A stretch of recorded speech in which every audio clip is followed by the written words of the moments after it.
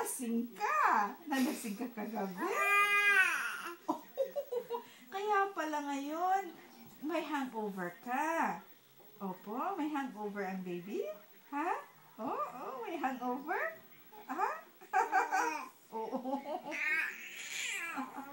Si daddy may hangover din. Kayong dalawa. Ha?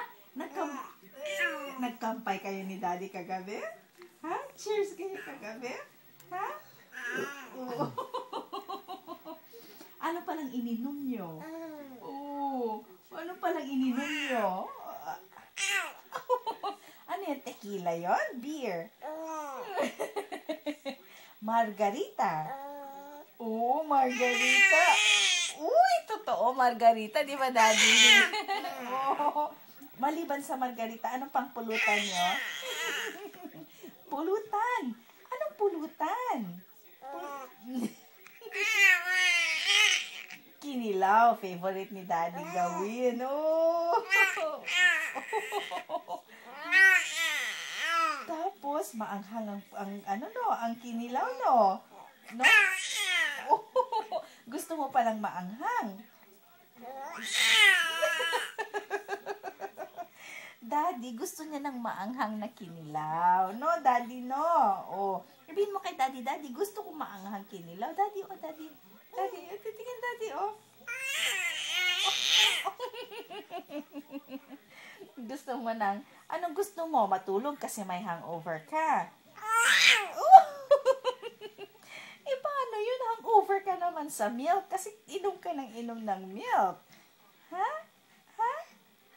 Bawasan natin na yung milk mo kasi mataba ka na. Ha? Ayaw mo? Ayaw ni Baby Rapa? Ayaw ni Baby Rapa yung idea na yun. O sige, maintain lang natin yung milk mo, no? Maintain lang, ano? Uy, tingnan mo, daddy. Oo, kanina hindi siya sumasagot eh. Dagdagan natin, gusto mo? Uy, mas gusto niya yung idea na yun. Dagdagan pa natin ang milk? Dagdagan pala ang gusto. Pero anak, malaki ka na. 3.5 months old ka pa lang. 16 pounds ka na, anak. Uy, di ba malaki na yun? Oo, gusto. Ano pang gagawin natin? Dapat mag-tummy time ka, anak. Tummy time ka para lumiit yung fat sa leeg. O, simulan na natin. Tummy time? Tummy time tayo? Sige na, bye-bye na, daddy. Bye-bye! See you again next time. Bye-bye!